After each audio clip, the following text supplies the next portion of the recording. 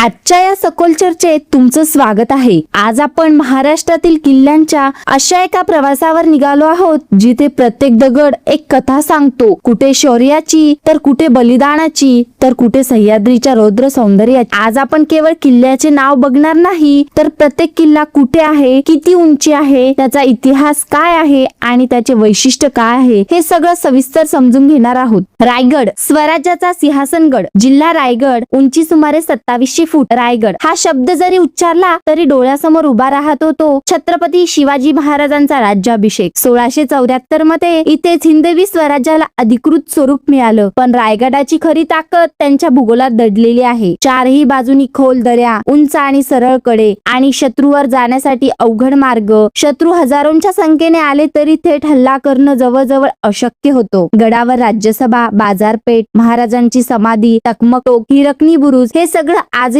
इतिहासाची साक्ष देत उभा आहे। तोरणा स्वराज्याची पहिली गर्जना, जिल्हा पुणे, उंची 4603 फूट। तोरणा म्हणजे स्वराज्याचा पहिला विजय। 1646 मध्ये अवघ्या 16 वर्षाच्या शिवाजी महाराजांनी हा किल्ला जिंकला आणि इथूनच स्वराज्याच्या प्रवासाची खरी सुरुवात झाली। हा किल्ला इतका विशाल आहे की त्याला प्रचंड गड म्हणतात। तोरणावर मिळालेला खजिना पुढे राजगड बांधण्यासाठी वापरला गेला, म्हणजे स्वराज्याचं स्वप्न इथंच आकार घ्यायला लागलं। राजगड स्वराज्याचं पहिलं हृदय, जिल्हा पुणे, उंची 4251 फूट। रायगडापूर्वी जवळपास 25 वर्ष राजगड ही स्वराज्याची राजधानी होती। हा किल्ला 3 मोठ्या माचावर बांधलेला आहे, पद्मावती, सुवेळा, संजीविनी। प्रत्येक माचीचं वेगळं लष्कर महत्व। इथूनच आसपासच्या घटनांवर नजर ठेवता येत असे। राजाराम महाराजांचा जन्मही इथेच झाला। त्यानंतर सिंहगड, बलिदानाचं अमर स्मारक, जिल्हा पुणे, उंची 4320 फूट। पूर्वी याला कोंडाणा म्हणत असत। 1670 मध्ये तानाजी मालुसरे यांनी हा किल्ला जिंकण्यासाठी जीवाची बाजी लावली। रात्रीच्या काळोखात मावळे घोरपडीच्या साह्याने कडा चढून वर गेले। युद्ध इतकं भीषण होतं की तानाजी वीर मरण पावले। तेव्हा महाराजांच्या तोंडातून शब्द बाहेर पडले,